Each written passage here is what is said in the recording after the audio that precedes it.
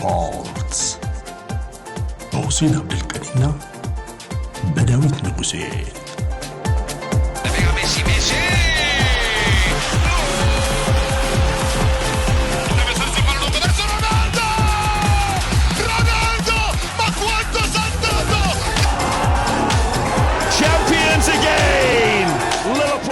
ኤችዲ ስፖርትስ። ሰላም በያላችሁበት እንዴት ናችሁ? ኤችዲ ስፖርት መጥቷል። በስራት ላይ ሰኞ ከሰዓት ለአንድ ሰዓት የሚቆየው ፕሮግራማችን ነው። እንዲሁ ኤችዲ ዩቲዩብ ላይም ይሄው ፕሮግራም አለ፣ ትከታተሉታላችሁ። ከባልደረባይ ሁሴን ጋር ቆይታ የማደርግበት ነው። እንግዲህ በየሳምንቱ ሁሴን ከኔና ከባካል ጋር እየተፈራረቀ ፕሮግራሞችን ይሰራል። እንግዲህ ከሰኞ እስከ አርብ ባለው የስራ ጥበት ምክንያት ነው የማይመጣው። አንዳንዶች ትጠይቃላችሁ ለምን በርከት ብሎ አይመጣም በሚል የስራ ጫናዎች እንዳሉበት ደጋግመን ገልጸናል። አንዴ አሁንም ላንሳው ከሚል ሐሳብ ነው። የተለያዩ ጉዳዮችን ዛሬ እናነሳለን። እንግዲህ ትልልቆቹ ቲሞች ምናልባትም ቀድሞ የመንጠባጠብ ባህሪ ያሳዩት እነ ሲቲ፣ ሊቨርፑል አሁን ከአርሰናል ቀጥለው ወደ ላይ ከፍ ማለት ችለዋል። በእርግጥ የነጥብ ልዩነቶች አሁንም እንደተጠበቁ ነው። ይሄ ብቻ ሳይሆን ሰንደርላንድም ዛሬ ነው ጨዋታ የሚያደርገው። ምናልባት ካሸነፈ በተለመደው ዘይቤ እንግዲህ ወደ ሁለተኛነት ከፍ ብሎ የመምጣት እድል አለው። ያም ሆኖ ግን የሚጠበቅ ነው። እንግዲህ ቀድመው አጀብ ያደረጉት ትንንሽ ወይም መካከለኛ ቲሞች ካሉ የኋላ ኋላ እንደሚሸሹ እንደሚርቁ ይጠበቃል። ትልልቅ ቲሞች ደግሞ ወደ ደረጃው አናት መምጣታቸው የሚጠበቅ ነው። ምን ሰጠን እንግዲህ ትናንትና ቦርንማውዝን እንግዲህ ሲቲ አሸንፏል። የተሳካ ነበር። ኤርሊንግ ሃላንድ 2 ጎሎች አስቆጥሯል። አማካኞች አጥቂዎች የነበራቸው ግንኙነት፣ መግባባት፣ ኳሊቲ ከፍ ያለ እንደነበርም አይተናል። የፔፕም አፕሮች ለውጥ እንግዲህ በደንብ እየሰራ እንደሆነ እያየን ነው የምንገኘው። ሊቨርፑል አርሰናል ቅዳሜ ተሳክቶላቸዋል። እንግዲህ በተለይ የአርነ ስሎት የቅዳሜው ጨዋታ ምን መልክ ይኖረዋል በሚል ከቪላ ያደረጉት ተጠብቆ ነበር። እንግዲህ በስተመጨረሻ ተሳክቶ ወጥቷል። አርሰናልም እንደተለመደው እንግዲህ መሪነቱን አስጠብቆ የወጣበት በስኬት እየተጓዘ ያለበት ሁኔታ ይታያል። በዚህ ሳምንት እንግዲህ ያቻ ውጤት ያስተናገደው ዩናይትድ ነው። ከዛ ውጭ ግን ቸልሲም ቢሆን ያልተጠበቀውን ከሜዳ ውጭ ቶተንሃም ላይ ሄዶ ውጤታማ የሆነበትን ሳምንት አስተውለናል። ሆቺ ለመሆን እንሞክራለን። እዚህም እዛም እያለን ሀሳቦችን እንሰነዝራለን። ከትናንት የሲቲው ጨዋታ እንጀምራለን። አስቀድሜ ግን ባልደረባይ ሁሴን ልጋብዝ። ሁሴን እንዴት ነህ ብያለሁ። ሰላም ዴቭ፣ ታዲያስ እንዴት ነህ? ተገናኝተናል በ15 ቀናችን። ሊጉ እንግዲህ መናፈቁ እንደተጠበቀ ሆኖ አሁን ደግሞ ከመጪው እሑድ በኋላ አይደል እንደገና ደግሞ ለ15 ቀን ያህል ሚስ እናደርገዋለን። እሱ እንደተጠበቀ ነው። አንዳንድ ጉዳዮች ላይ ሞመንተም ላይ ይዞ የሚመጣው ነገር ይታሰባል። እኔም አንተም እንጠብቃለን። በተለይ ጉዳቶች ምኖች፣ የኢንተርናሽናል ቫይረስ ይዞ የሚመጣው ነገር፣ ብቃት ምናምን ብዙ የሚባሉ ነገሮች አሉ። እሱ ባለበት ሁኔታ እንግዲህ አሁን ልዩነቱ በዚህ ሳምንት የሊቨርፑል አስቶን ቪላ ጨዋታ ተጠብቆ ነበር። ምናልባት ጫና ይኖረዋል ሊቨርፑል ላይ በሚል የትናንቱ የሲቲ ቦርንማውዝም እንዲሁ ተጠብቆ ነበር። እነዚህ ሁለቱ ቡድኖች እንግዲህ ስኬታማ ሆነው ወጥተዋል። እንደው ከትናንቱ የሲቲ ጉዳይ እንነሳና ምን ባጭሩ አየህ እስቲ እናንሳ።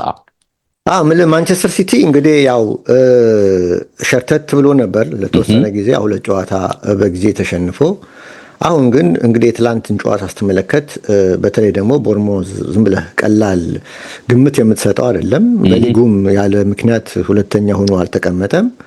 ስለዚህ እንግዲህ ጨዋታው ጠንከር ያለ እንደሚሆን ግልጽ ነበረ። ግን ሲቲ ግን ሌላው ምልህ ከቦርንማውዝ ይበልጥ አድቫንቴጁ ሆም ላይ ማድረጉ ነው። ሌላው ላይ መጫወቱ ጠቀሜታው ጎላ ያለ ነው። ምክንያቱም ትልቅ ጨዋታ እንደመሆኑ እና ይሄንንም አድቫንቴጅ ደግሞ ሆም አድቫንቴጁን በሚገባ ማንቸስተር ሲቲ ተጠቅሞ ነው ትላንት የተመለከትነው። በእርግጥ አሰላለፍ ላይ ፔፕ እንግዲህ ሸርኪን እና ዶኩን አንድ ላይ ለመጀመሪያ ጊዜ አሰልፏቸዋል። የሁለቱ መኖር ፎደንም ጨምሮ መሀል ላይ በክሬቲቪቲ በኩል የተሻለ ነገር ተመልክቻለሁ። ቦርንማውዝንም በበላይነት የጨረሱበት ዋና መነሻው የነዚህ የሶስቱ ተጫዋቾች ጀርባ ያላቸው ክሬቲቪቲ ፕላስ የሃላንድ ወሳኝ ምልያው ያገኘውን እድል ወደ ጎል ሲለውጥ 5 ሹት አድርጎ 2 ጎል አስቆጥሮ ነው የወጣውና የጎል ሬቱ በጣም ጥሩ ስለሆነ ለነሱ ዝግጁ ሆኖ በመቅረብ በተለይ ከሸርኪ ጋር የነበራቸው ግንኙነት ጥሩ ነበር። ያው ሸርኪ ቴክኒካሊ ምታማው ተጫዋች አይደለም። በዛ ፈረንሳይም እያለ በጣም ጥሩ ተጫዋች ነው። አሁን የሱ ችግር ፊትነስ ነው። ፊዚካሊ ትንሽ ሊጉን ለመልመድ ጊዜ ይወስድበታል። ይሄ ሊጉ ጉልበት ይፈልጋል፣ አቅም ይፈልጋል፣ ፍጥነት ይፈልጋል። ኦፍኮርስ የአእምሮ ፍጥነት አለው፣ ግን ቶሎ ብሎ ምልህ ፈጣን ፕሬሲንግ ስላለ ከላይ ወዲያ ስለሚመጡብህ ፊዚካሊም ስትሮንግ መሆን አለብህ። ፕላስ 90 ደቂቃ ለመጫወት የሚጠይቀውን ዲማንድ የሚያደርገውን ኳሊቲዎችን መያዝ አለብህ። ይሄ ልጅ ቴክኒክ ችግር የለበትም፣ ግን አንዳንዴ ሲጠፋ ትመለከተዋል። ይሄ ያለ አይደለም የፊዚክ ጉዳይ የአቅም ጉዳይ። ጥሩ ፊዚክ ካለው ይጠቀማል፣ ይችልበታል፣ ምንም ችግር የለውም። ያንን አንዴ ካወጣ በኋላ ግን ሪከቨር ለማድረግ ጊዜ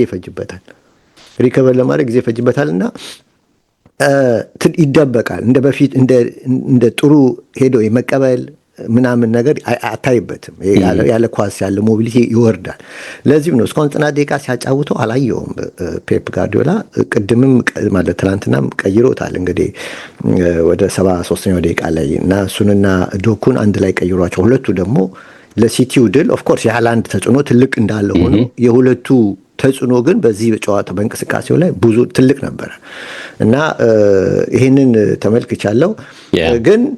ግን አሁን ሲቲ ወደ ቴብሉ እንግዲህ ወደ ላይኛው መጥቷል። 19 ነጥብ ይዘዋል። የ6 ነጥብ ልዩነት ነው እንግዲህ ከመሪው አርሰናል ጋር 25 ነው እና ጎልም ቢሆን ሁለቱ ናቸው። ሁለት ከፍ ያለ ያለው ሁለት ነው ልዩነታቸው አይደል?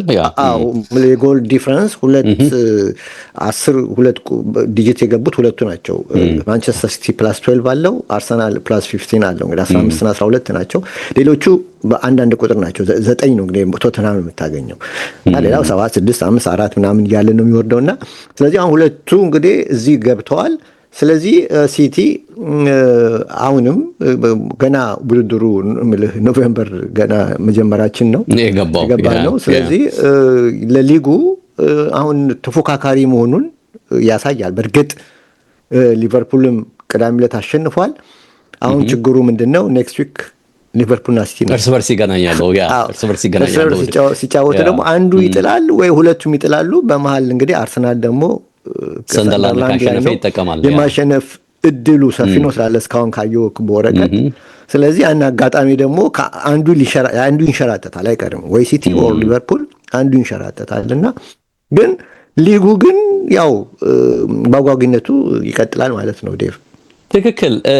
ሊግ ካፕ ላይ በነገር ላይ ሳምንቱ አጋማሽ ላይ ሼሪኪና ዶኩን ተጠቅሞባቸው ነበርና እዛ ላይ በደንብ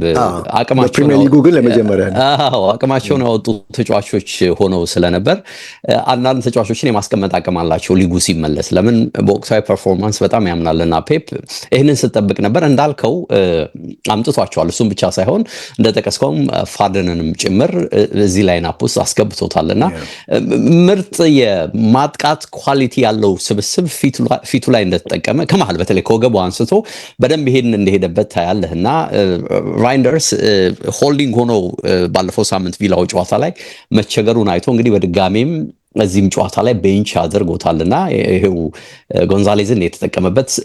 ስለዚህ ነገሮችን እንዴት ፔፕ ከጊዜው ከወቅታዊ ብቃት ከሁኔታዎች አንጻር እንዴት እንደሚጠቀምበት በደንብ ያየንበት ጨዋታ ነው እና ተሳክቶለታል። ልክ እንደጠቀስከው ቡድኑ ዘንድሮ ሲያነሱለት የነበረውን ኳሊቲ ወይም ደግሞ የባህሪ ለውጥ በደንብ አሳይቶን ወጥቷል። ይሄ በተለምዶ ፔፕ ፋስት ብሬክ አያደርግም። ያው ኳስን በደንብ እስኪል ድረስ አይቶ አሽሞንሙኖ ያ ኳስ ነው እንግዲህ ከግራም ከቀኝም በምንም መንገድ ታሽቶ ወደፊት ይመጣ የነበረውና አሁን ግን ልክ እንደ ጊዜው ቲሞችም በደንብ እየተከተሉት ያለው ይሄ በመሆኑ ይሄ ፋስት ብሬክን ምናልባትም የተጋጣሚ ወይ ቦርን ማውዘን አፕሮች ራሱ ነው መልሶ የተገበረው ማለት ይቻላልና አምና በሆል ጌሙ በአጠቃላይ በሲዝኑ ጌም 3 ካውንተር ብሬክ ነበር ያደረገውና መረጃዎችን ቁጥሮችን እያየው አሁን ግን ኦልሬዲ ከአምናው 1 በልጧል 4 አድርጓል በ10 ሳምንትና ሙሉ ለሙሉ እንዴት እንግዲህ አፕሮች ለውጥ እያደረገ እንደመጣ ቦርንማውዝ ነው በነገር ላይ በዚህ በፋስት ብሬክ የሚበልጠው በሊጉና 5 አድርጓል የሚል መረጃ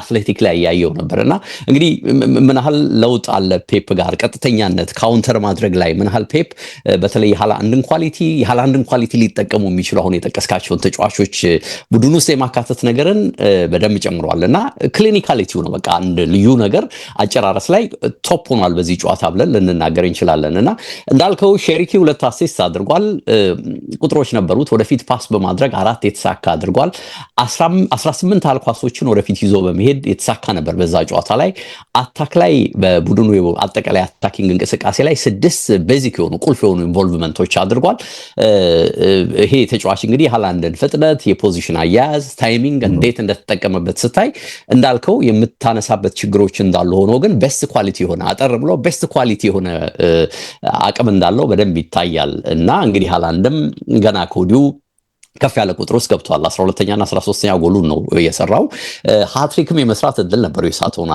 አንድ ኳስ ስታይና የገረመኝ ቁጥሮችን ሳይ ሲቲ በሃላንድ 68% ነው እንግዲህ እየተጠቀመ ያለው ሃላንድ ነው ኦልሞስት ቡድኑን 68% ተሸክሞት እየወጣ ያለውና ቀጥሎ የሚመጡት እነ ቲያጎና ማቴታ ናቸው 42.9 43% ገደማ ቡድኑን የመሸከም አቅም አላቸው በጎል ሬሾ ሲታይና እነዚህ ተጫዋቾች ከዚህ ቡድን ውስጥ ቢወጡ ወይም ቢጎዱ የሚፈጥረውን ጫና በቀላሉ መገመት ቢቻል ይመስለኛልና ሃላንድ አሁንም በቃ ምርጥ ቶፕ ብቃት ላይ እንዳለ እያየን ያለ ነውና የሪቻርድ ኪ ኤአይ የሰጠኝ ሃላንድን የተመለከተ መረጃ በሚል 5 የተለያዩ ቃላቶችን ሲጠቀም ሰምቼው ነበር ረፍት ላይና ኤክሰፕሽናል አለው አንዱን አንበብል የሚል ነገር ተናገረ ማግኒፊሰንት የሚል ነገር ተናገረና ብቻ እነዚህ በቅጽል ስምነት ለአንድ ተጫዋች የምታስቀምጣቸው ሁሉም ያላቃሎች በሙሉ በኤአይ ጭምር እንግዲህ ለዚህ ተጫዋች ተሰጥቷል የሚል ነገር ነው እየተነሳ ያለው ሲቲ እንግዲህ እዚህም ጨዋታ ላይ እንዳልከው ቀጥተኛነቱ ጨምሮ የሃላንድን ድንቅ ኳሊቲ ተጠቅሞ በደንብ ነው ስኬታማ ሆኖ የወጣው እንዳልከው ደግሞ ዶኩም ቢሆን 6 ዱዋል ነው ያሸነፈው እዚህ ጨዋታ ላይ 5-1 ለ1 ተጫዋቾችን አልፎ በቀጥታ ሄዷል ከ20 በላይ ቻንስ ክሬት አድርጓል በአጠቃላይ በስካውን እና ይሄ ሁሉ ቁጥር ሲታይ የሲቲ ከወገብ በላይ የነበረው ኳሊቲ ድንቅ ነበር ከኋላ ብዙም የተፈተኑበት እድል ስላልነበረ ምናልባትም እንግዲህ የዶናሮማንም ስተት ያረሙበት መንገድ በኋላ በጎሎች ስለታጀበ ይሄን ያህል ተቸግረዋል ቦርንማውዝ ይሄን ያህል አስቸግሯቸው አስጨንቋቸው ወጥቷል ለማለት የሚከብድ ይመስለኛል በኔም በኩልና ስኬታማ ነበር ሲቲ ነው ማለት የምንችለው ያ ሃላንድን በተመለከተ ዴቭ 15ኛው ጎሉ መሰለኝ አጠቃላይ እና በሲቲ ውስጥ ቀጥሎ ሁለተኛ በፕሪሚየር ሊጉ 13 ጎል አለው ነበር አሁን ዛሬ ሁለት ጨመረ 15 ጎል አለው በፕሪሚየር ሊጉ ከዙ ቀጥሎ በሲቲ ላይ ቤስት ስኮረር ማን ነው ብለህ ከቀጠልክ ሁለተኛ የምታስቀምጠው ማክሲም ኤስቴ የሚባለው ራሱ ላይ ያገባው ተጫዋች ነው እንግዲህ 5-2 የለም ተፎካካሪ ማለት ነው እሱ ነው እንግዲህ የሌላ ተጫዋች ነው ከተረፈ እንግዲህ ኑኔዝ አንድ አለው ፎደን አንድ አለው ሼርኪ አንድ አለው ሬንጀርስ አንድ አለው እና ልዩነቱም ለአንተ 60% ያልከው በጣም 68 እንደውም 60 ብቻ አይደለም ያንሰዋል ማለት ነው ያንሰዋል ማለት ነው በተረፈ የራያን ሸርኪን በተመለከተ እስካሁን እንግዲህ በማንቸስተር ሲቲ በአጠቃላይ ውድድር ማለት ነው የቀረበው 7 ጊዜ ተጫውቷል በዚህ 7 ጊዜ ውስጥ እንግዲህ 334 ደቂቃ ነው የተጫወተው እስከ ትላንቱ ድረስ ማለት ነው ትላንት 73 ደቂቃ ላይ እንደወጣ ነው የሚያልኩ እና 7 አፒራንስ አለው 4 አሲስት አለው እና ጥሩ ቁጥር ነው እና 3 ጎል አለው ሩዋ ገብቷል እና በጎል ኢንቮልቭመንቱ በየ52 ደቂቃው ነው አንድ ጎል ውስጥ እና ስለዚህ የዚህም ልጅ ቁጥር ቀላል አይደለም ቅድም እንዳልኩ እንግዲህ አስበው 334 በ7 ስታካፍለው 90 ደቂቃ በጣም ርቋል መጫወት አቅሙን ይገልጻል ይሰጣል ይሄ ራሱ የሚጫወት ግን በሚሰጠው ሰዓት ውስጥ ግን የመጠቀም ኳሊቲው ደግሞ ጥሩ ነው አሲስት ያደርጋል ወይ ያገባል ወይ ቻንስ ይፈጥራል ወይ ይረብሻል ፋይናል ሰርድ ላይ ገብቶና ስለዚህ እንደዚህ አይነት ተጫዋች ይጠቅም ለሲቲ አንድ የጨመረው ነገር እንዳለ በደንብ ይታያል። ያለ ጥርጥር አስበዋል። አሁን ሊቨርፑል ቤት ያለውን የአጥቂ ስብስብ አይተህ እንዲህ አይነት ኳሶች ለሳላ እንዲህ አይነት ኳሶች ለኢሳቅ ወይም ደግሞ እንዲህ አይነት ኳሶች በመስመር ለሚነሳው ጋክፖ ቢለቀቁለት ብለህ አንድ ለአንድ የመገናኘት እድል ቢኖር አንዱም ሊቨርፑል ላክ ያደረገው ይሄ አይደል። አሁን ከመሀል እኮ በቃ አንዱ ትልቁ ችግር በክሬቲቪቲ ለሊቨርፑል አጥቂዎች የሚመጣ አንዳች ነገር የለም። የቬትስን ጉዳይ ቶ እንግዲህ ያው ቤንችም እያደረገው ነው፣ በሂደት እንዴት ይመጣል እናያለን። ግን ይሄ አይነት አሁን እኮ ታይሚንግ ነው። አሁን ሃላንድ ኦፍኮርስ የልጁ ኢንስትንክት እንዳልከው ፍጥነቱ፣ ጉልበቱ፣ ያጠቃቀም ኳሊቲው በቃ እኮ ከአንዳንድ ወደሚል እየሄድን ነው አይደል። ካገኘ ከአንዳንድ ያገባል ወደሚል ስሌት እየሄድን ነውና ይሄ መታደል ነው። ኦፍኮርስ ሁሌም አይመጣም። ዛሬ እንግዲህ ሼሪኪን አሁን አደነቅን እንጂ ሁሌም ሲቲ ቤት ይሄ ይመጣል ማለት አይደለም። እንደ ተጋጣሚ ባህሪ ብዙ ሊቀያየር የሚችል ነገር አለውና ግን በጣም ቤዚክ ነው። በተለይ እንደ አፕሮች እንደምትጫወተው አፕሮች አይነት እንዲህ አይነት የሚጣሉ ኳሶች ለአጥቂዎች በጣም ጠቃሚ ናቸው ብዬ ነው። አዎ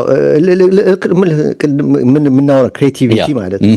አሁን አንድ ሁለት ነገር አለ ይሄ እንደዚህ አይነት አሁን ይሄ ልጅ ክሪኤቲቭ ተጫዋች ነው የስ ግን በግሉ ነው እና እንደዚህ አይነት ተጫዋች ሌላ ስትራይከር ጥሩ ስትራይከሮች ወይ ጎል አግቢዎች ባሉበት ቲም ውስጥ ቢገባ የዚህ ልጅ ሮል በጣም ኤፌክቲቭ ይሆናል የሚለው ያስኬድናል። ግን ሁለት አይነት አለ። እንደ ቡድን ደግሞ ክሬቲቪቲ አለ።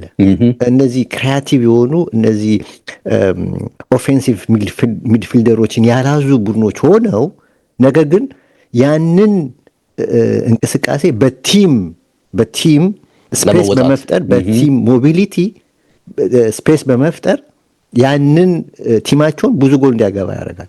ለመውጣት ጥረት ያደርጋሉ በተለያየ መንገድ። ለምሳሌ ቅድም የሊቨርፑልን አነሳ። አሁን ሊቨርፑል የክሎፕ ሊቨርፑል እንደዚህ አይነት አርቲስቲክ ክሪኤቲቭ ተጫዋች የለውም አይደል? አልነበረውም። እምልህ የአርጀንቲናው ልጅ እንግዲህ አምና ካቻምና ክሎፕ እያሉ ማለት ነው ማካሊስተር ምናምን እንደዚህ አይነት አይደሉም። እነዚህ አሁን ይሄ ልጅ አሁን የሆነ ተች አለው፣ የራሱ ተቾች አሉ። አሁን ወደነ ኦዚል ይሄዳል አይነት ነገር አለው። ልክ ነህ። ወደዛ ይገባ አርቲስቲክ ነገር አለው። አራት አይን ያለው በቃ በአእምሮ የሚጫወት ተጫዋች ነው። ገብተዋል። እና ግን የሊቨርፑልን ቲም ስትመለከቱበት እንደነ ክሎፕ አይነት ቲሞች ደግሞ እንደዚህ አይነት ተጫዋች አይፈልግም።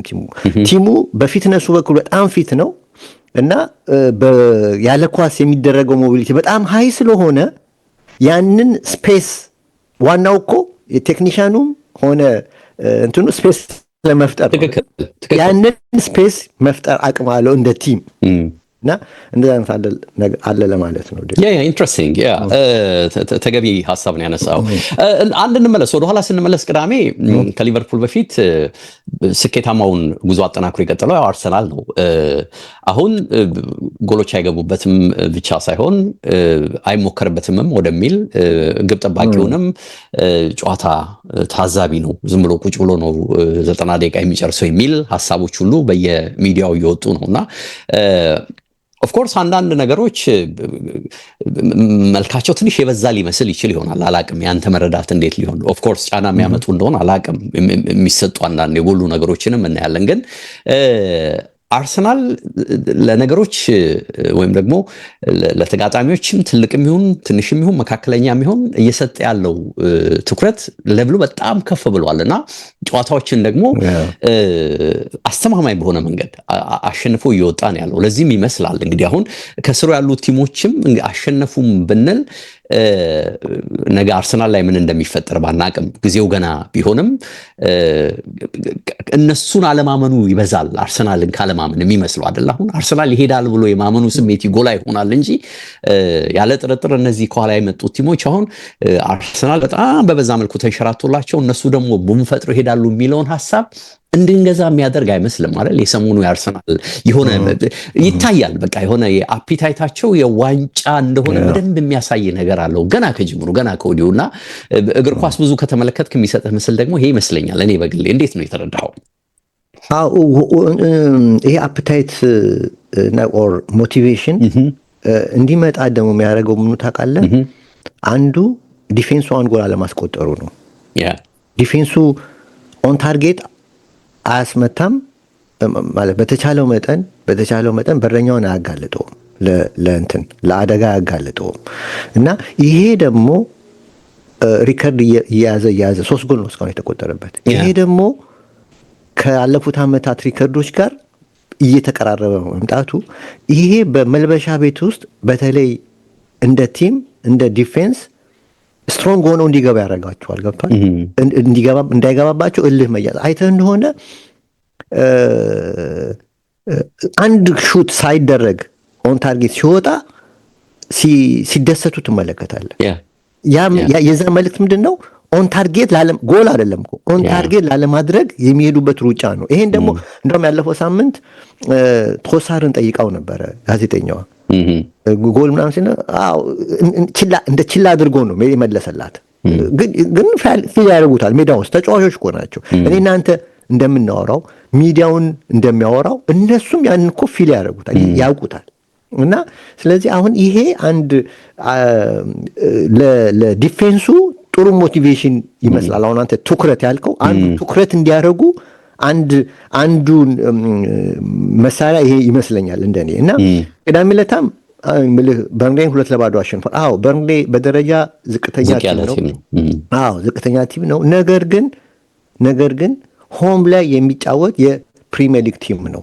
ይህንን መርሳት የለብንም። አስቸጋሪም ቲም ነው በነገር ላይ ፕሪሚየር ሊግ ላይ ሆም ላይ የሚጫወቱ ቡድኖችን ማሸነፍ አስቸጋሪ ነው በጣም። እና በዚህ እንግዲህ አዌ ላይ ወጥተህ ኦን ታርጌት አንድ ሳታስደርግ መውጣት ይሄ ትልቅ ኳሊቲ ነው። እንደውም 55ኛው ደቂቃ ድረስ የበርንሌ ኤክስጂ 0 ነበር። 55ኛው ደቂቃ ድረስ እንግዲህ የጨዋታው 60 እንግዲህ ማለት ኦልሞስት 1 ሰዓት ሄዷል ማለት ነው። ኦልሞስት 1 ሰዓት 2/3 ተገባዶ በሜዳው ላይ እየተጫወተ ኦን ታርጌት ኤክስጂው ኦን ታርጌት ሆነ ኤክስጂ 0 ነበር። ይሄ በጣም ምን ያህል ዲፌንሱን በረኛውን ምን ያህል እንደማያጋልጡት ነው የሚያሳየው ቲሙ። እና ይሄ ቡድን አሁን 3 ጎል ነው የገባበት እስካሁን። ከዚህ ከ3 ጎል ውስጥ 1 ኦፕን ፕሌይ ነው የገባበት፣ እሱም ሃላንድ ያገባው ጎል ነው። በረፈ 2ቱ የቆሙ ኳሶች ናቸው። እና ስለዚህ ቲሙ ምን ያህል ጠንካራ መሆኑ ነው። ያ እንግዲህ በዚሁ ዛሬ አሁን እንግዲህ 10ኛው ሳምንት ላይ ያለን ነው። ይሄን 10ኛው ሳምንት ውስጥ 3 ጎል ከተቆጠረበት በዚህ ሬሾ መሰረት በዚህ ኢኩዌሽን ከሄድ ፊት ለፊትህ ስንት 40 እንኳን 38 ነው እርግጥ እንግዲህ 38 28 ጨዋታ ነው የቀረው። ግን በ40 እንኳን ብትወስደው 3ቱን ጎል በ4 ብታባዛው በዚሁ ከሄደ 12 ጎል የሚገባበት ኦኬ አርሰናል የሚገባበት 12 ጎል በዚሁ ፔስ በየ10 ደቂቃ በየ10 ጨዋታው 3 ጎል የሚገባበት ከሆነና እንደው ጨዋታው 40 እንኳን ሆኖ ነው ማለት ይቀንሳል። ግን ይሄ ማለት 12 ጎል ብቻ ከተቆጠረበት ደግሞ በእንግሊዝ ፕሪሚየር ሊግ አዲስ ታሪክ ባለ ሪከርዱ 15 ጎል ያ የቼልሲ ነው። ልክ ነው። ቼልሲ 2004-2005 የሞሪኒዮ ቲም ቲም የነበረ ነው። ያንን ሪከርድ ማሻሻል አለ ያሻሽላል። ሪከርዱን ማሻሻል ብቻ አይደለም ያ ቡድን ሻምፒዮን ሆኗል በዛ ጎል። ስለዚህ ሻምፒዮን የመሆን እድሉም ሰፊ ነው። ሪከርዱን ብቻ ሳይሆን ሻምፒዮን የመሆን እድሉም በጣም ሰፊ ነው። እና ስለዚህ በዚሁ ፔስ ይቀጥላል ወይ ነው ጥያቄው። እንግዲህ እሱን ወደፊት የምናየው ይሆናል። ግን ለአሁን ግን የሰጠን ነገር ዲፌንሱ በጣም ጥሩ ነው። ዲፌንሱ ብቻ አይደለም ደግሞ በነገራችን ላይ እና ብልህ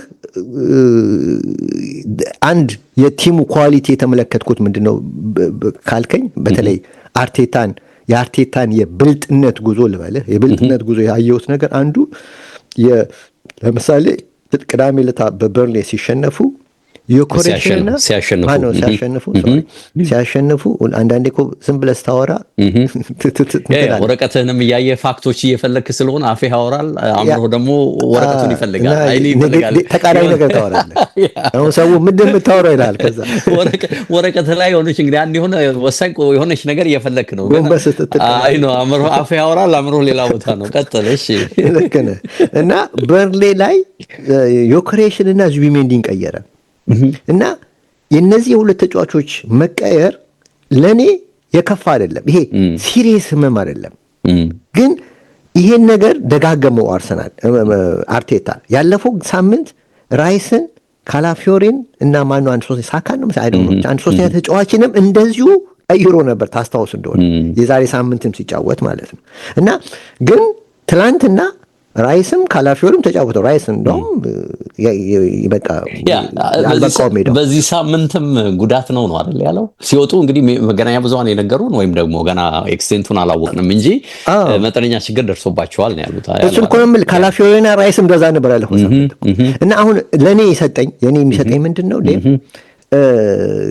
እነዚህ ተጫዋቾችን ጉዳት ሳያጋጥማቸው የሚቀይድበት ምክንያት አንደኛ የስኳድ ችግር የለበትም። ሁለተኛ ልጆቹ ተጫዋቾቹ ሜዳ ላይ ሲምፕተም ካሳዩ ማለት ነው ከተሰማቸው ሲምፕተም ነገር የሆነ የህመም ስሜት ከተሰማቸው ያ ስሜት እንዲያድግ አይፈልግም። ምክንያቱም ሌላ ጊዜ ቢሆን በቂ ስኳድ ስላሌለው ግዴታ ነው ማሰለፍ እነዚህ ነው ያስጨርሳቸዋል ውጤቱ ሲፈል። አሁን ግን ትንሽ ሲምፕተም ከተሰማህ ትወጣለህ ለሚቀጥለው ዝግጅት ጫና ስለማታበዛበት ለሚቀጥለው ሪከቨር አድርገን ለመምጣት እድል በጣም ሰፊ ነው። ስለዚህ አሁን እንደዚህ ሮቴት የማድረግ ይሄ እንግዲህ ከቲሙ ስኳድ ያገኘው ኳሊቲ ነው እና እንደዚህ እየሄደ መሆኑ ይታየኛል። ማየው ይሄን ነው አሁን ከውጪ ስመለከት ትናንትናም የሁለቱ ተጫዋቾች ዙሜንዲና የዮኬሬሽ መውጣት እንትን አይደለም ሲሪየስ አይደለም ተጎድተዋል። ሲምፕተም ነው ምልክት ነው የሰጣቸው እንጂ እንትን አለ እና ምክንያቱም ያለፈው ሳምንትም ራይስና ካላንም እንደዚሁ ነው ያደረገው። ስለዚህ አሁን ይሄ የቲምህን ጥንካሬ የቲምን ስኳድ ጥቅም ይሰጣል። ይሄ ነው አድቫንቴጁ አንድ እና ይሄንን የቲምን ስኳድ አንዳንዴ እኮ ቲምን ስኳዱን ይዘህ እኮ የመጠቀም ካፓሲቲ ካሌለ ዋጋ የለውም። አሁን ግን አርቴታ ይሄንን በሚገባ እየተጠቀመው ነው እና ይሄ አንዱ ነገር የስኳድ ኳሊቲ ሌላው ቲም ውስጥ አሁን ቅድም የዲፌንሱን ጥንካሬ ነገር ያለው ግን በዲፌንሱ ጥንካሬ ውስጥ ግን አሁን ኦፍ ኮርስ አርቴታ በቅርብ ያመጣቸው ተጫዋቾች ጥሩ ተጫዋቾችን አምጥቷል ስለ መተው በደንብ ሰርቪሳቸው ፊድባካቸው ከሚጠበቀው በላይ እየሰሩ ከነዚህ ውስጥ አንዱ ለኔ ዴክላን ራይስ ነው። እኔ አሁን በአርሰናል በአርቴታ ዘመን ከፍተኛው የግዢ ስኬታማ ግዢ ዴክላን ራይስ ነው ለኔ ሙሉ ለሙሉ በቃ 100% አፌን ሞልቼ መናገር የሚችለው እሱ ነው። ይሄ ተጫዋች ከጊዜ ወደ ጊዜ ይበልጥ ቤስት እየሆነ ነው የመጣው። አንደኛ ኢምፓክቱ በጣም ጉልህ እየሆነ መጣ። አንደኛ በፕሪሚየር ሊግ ውስጥ ካሉት ተጫዋቾች ከፍተኛ ዲስታንስ ከሚሸፍኑ ተጫዋቾች መካከል ግንባር ቀደሙ ነው ራይስ። እነዚህ አይነት ይሄ ኢንዱርድ የሆነ ተጫዋች ማግኘት በዚህ በዘመናዊ ተጫዋች እድለኛ ነው የሚያደርገው ራስ አሰልጣኙ። ለምሳሌ ራይስ፣ ብሩኖ ጊማሬሽ ቶፖቹን ስመለከት ነበር። ካሴዶ ነው ራይስ፣ ብሩኖ ጊማሬሽ፣ ኮሎሴቭስኪ፣ ብሩኖ ፈርናንዴዝ፣ ሱቼክ ቶናሊ ዌስታሙ ቶናሊ እነዚህ ናቸው ኒውካስል እነዚህ ናቸው ከፍተኛ ሽፋን በአማካይ ብዙ እየሸፈኑ ያሉ ተጫዋቾች እና ይሄ ደግሞ ኢንዱርድ መሆንን ካወቀ አሰልጣኙ ብዙ ጊዜ ፍሪ ሮል ነው የሚሰጥ ነፃ ሮል ነው የሚሰጥ እና ይሄ ነፃ ሮል ስለሆነ አሁን ዴክላን ራይስ በብዛት በ6 እና በ8 ዞን ውስጥ ይታይ እንጂ የትም ቦታ ነው የምትመለከተው የማይረግጥበት የሜዳ ቦታ የለም እና ኦፍ ኮርስ ቦክስ ቱ ቦክስ ነው ልትለው ትችላለህ፣ ግን ቦክስ ቱ ቦክስ የበለጠ ነው ያየላል ከዛም በላይ የጎላ ነው እና በዚህ በዲፌንሲቭ ስታቢሊቲውን በኩል በመቆጣጠሩ በኩል በጣም ከፍተኛ ሮል አለው። በጣም ኃላፊነቱ በጣም ከዚህ ከባክፎሩ ፊት ሆኖ ኳሶች ኢንተርሴፕት ያደርጋል። ስፔሶችን ከቨር ሲያደርግ ትመለከታለህ። ሲከላከል ሲያጨናግፍ ትመለከተዋለህ እና ፕሬሲንጉ በጣም ሃይ ነው። ሲመጣብህ አንደኛ ሰውነቱ ግዙፍ ነው። ሲመጣብህ ከሰውነቱ ጋር ነው የሚመጣው። ገብቷል። ይሸፍን ባህል ማለት ይችላል። ያጨናንቃል በደንብ ያጨናንቃል እና ሚድፊልድ ላይ የቲሙ ኢንጂን ነው ሞተር ነው ማለት ይችላል። ፕሮግሬሲቭ ራኑ በጣም ጥሩ ነው እና ዲፌንሱን ወደ አታክ በድልድይ ሆኖ በመቀየር በጣም ተመልክተዋልና የዚህ ልጅ ሚና በጣም ጎልቶብኛል ዴቭ። እና የለቲሙም ይሄ አነስተኛ ጎል ለመግባት አንዱን ትልቅ ሮል ፈጣሪ የዚህ ልጅ ኳሊቲ ነው ለማለት ነው። ብዙ አውራ ኢንትረስቲንግ ነው። በነገር ላይ እኔ ልጨምር የምችለው ብዙ ተብሏል አርሰናልን በተመለከተ እንዳልከው በበርንሌው ጨዋታ በተለይ አንድ በካውንተር መጨረሻ ላይ መጡትና ጎል አሊያም ደግሞ አደጋ ሊፈጥር በነበረው እንቅስቃሴ ላይ የአርሰናል 5-6 ተጫዋቾች ወደኋላ በፍጥነት ኳስ ለማስጣል የሮጡበትን ሁኔታ ስታይ ምን ያህል የትኩረት ሌቭላቸው ምን ያህል የትኛውም ተጋጣሚ ጫና እንዳይፈጥርባቸው ጎል እንዳያስቆጥርባቸው ልዩ ጥረት እንደሚያደርጉት ያለ ልዩነቱ ምናልባት ምን እንዳልከው የቼልሲን የ2004ቱን ቲም የሚያስታውስ የሚመስለው በተለይ እነዚህ በጣም ልምድ ያላቸው ቡድኑን በበላይነት በመምራት የተካኑ ተጫዋቾች የሚያሳዩት ባህሪ ይለያል። አሁን ዘንድሮ በብዙ መንገድ ስታየው አሸንፈው ራሱ እኮ ኢቭን ደስታ አገላለጻቸው እርስ በርስ ኮሜንት በመሰጣጠት ነው። ዝም ብለህ ስታነባቸው ከጨዋታ አልቆ ድልም አድርገው በጨዋታ ጉዳይ ላይ ሲያወሩ ስተት ተፈጥሮ ከነበረ በስተት ጉዳይ ላይ እነ ገብርኤል እነ ዴክላን ራይስ እነ ዊሊያም ሳሊባ ሁሉ ቆመው ሲያወሩ ታያቸዋለህና ይሄ እንግዲህ ፒውርሊ ምንድነው በተለይ ይሄ ልምድ ያለው የቡድኑ ቁልፍ ስብስብ ከፊት ለፊቱ ያለውን ነገር በበላይነት መወጣት ብቻ ሳይሆን በቃ ስኬትም እየመጣ እንደሆነ የማሽተት ስሜት መለያ ነው። ያኔ ታስታውሳለህ ጆን ቴሪ እና ፍራንክ ላምፓርድ የነበራቸውን የዚህን የመምራት የበላይነት እንዴት በትኩረት ቀይረውት ስኬታ መሆኑ ይወጡ እንደነበር ያስታውሳልና አንዳንዶች አሁንም በርግጥም ሲታይም በወረቀት ገና ነው ብዙ ነገሩ። ግን አርሰናል ቤት ተጫዋቾቹም እያሸተቱ ያሉት ነገር ይሄ ስኬት ነው የሚመስለው። ከፍለፊታቸው ትልቅ ቻሌንጅ እንዳለ ያውቁታል፣ ጥርጥር የለውም። ግን ይሄን ቻሌንጅ ለመወጣት ግን እንደዚህ በቃ ኮስተር ብለህ የትኩረት ሌቭልህን ቶፕ ሌቭል አድርገህ በተለይ ስኳዱ ስላሉት እንግዲህ ሚዲየም ሬትም አቅማቸው ከፍ ላላሉትም በቃ አቅማቸው ተመጣጣኝ መሆኑን እንዲያምኑ የማድረግም እኮ ኃላፊነት የነዚሁ ኢቭን ልምድ ያላቸው ተጫዋቾች ኳሊቲ ባህሪም ነውና ይሄንን ነው በደንብ እየሰጧቸው ያለው ሜዳ ላይ የሚመስለውና አርሰናል ቤት ብዙ በጎ ነገሮች ተነስተዋል። ግን የማየው ነገር አንዱም ይሄ ነው፣ የሚሸተውም ነገር ይሄ ነው የሚመስለውና ዘንድሮ ያለ ጥርጥር እንግዲህ የተለየ ችግር ካልተፈጠረ እንዳልነውም የጉዳት ጉዳይ የማይመጣ ከሆነ በስኬት ሊሄዱ የሚችሉበት ነገር ከፊት ለፊት የቀረበ ይመስለኛል። ሴ ነው ያ ምን አንዱ ኳሊቲ የአርሰናል ቲም አርቴታ ቲሙን በፊትነስ ደረጃ ደካማ አላደረገውም። ኦፍኮርስ የስኳድ እንትንም ጥቅሙ ይሄ ነው። ሮቴት ስታደርግ ፍሬሽ እየሆነ ይመጣል ተጫዋቹ።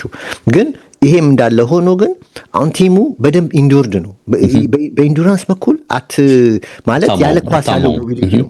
ያለ ኳስ ያለው ሞቢሊቲ በጣም ጥሩ ነው እና ይሄ ያለ ኳስ ሞቢሊቲ በጣም ጥሩ ስለሆነ በእርግጥ ይሄ ነው ነገር አርሰናል በፎርማሲዮን ላይ እንትና ያለ አይደለም፣ ብዙ አይጨነቅም። በፎርማሲዮን ላይ የተንጠለጠለ አይደለም። ምክንያቱም ትልቁ እንትን ፊት ስለሆኑ ቴሌፓቲክ አንደርስታንዲንጋቸው በጣም ሃይ ነው። በአእምሮ ይገናኛል፣ ያውቁታል። እና ስለዚህ አሁን አንድ ተጫዋች አንድ ፖዚሽን ከለወጠ ያ ፖዚሽን ቶሎ ከቨር ይደረጋል። ያ የሚሰጥህ ፖዚሽን ደግሞ እንደ ስቴሽነሪ የግድ እዛ ፉልባክ ሆነ ካላፊዮሪ ቆሞ እዛም መጨረስ የለበትም።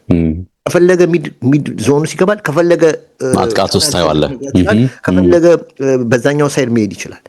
ግን እሱ በተንቀሳቀሰ ቁጥር ሌሎቹ አለርት ስለሆኑ አእምሯቸው ፊት ስለሆነ ንቁ ስለሆነ የእሱም ቦታ ከቨር በማድረግ ይቀጥላሉ። እና ይሄ የአእምሮ ግንኙነት ማለት ነው። እዚህ በአእምሮ ግንኙነቱ በኩል አርሰናል ቤስት ነው። ባይዘወይ አርሰናል ቤስት ነው በአእምሮ ግንኙነት በኩል። ይሄ ነው ቲሙን ጥሩ ያደረገው። ይሄ ነው የሊቨርፑልን ጉዳይ እንግዲህ የ2-0 ጉዳይ ስናነሳ ተመለሰ ወይስ እንዴት ነው? ቀጣይ 2 ጌሞችን ማየት አለብን የሚል ጥያቄ ይነሳል።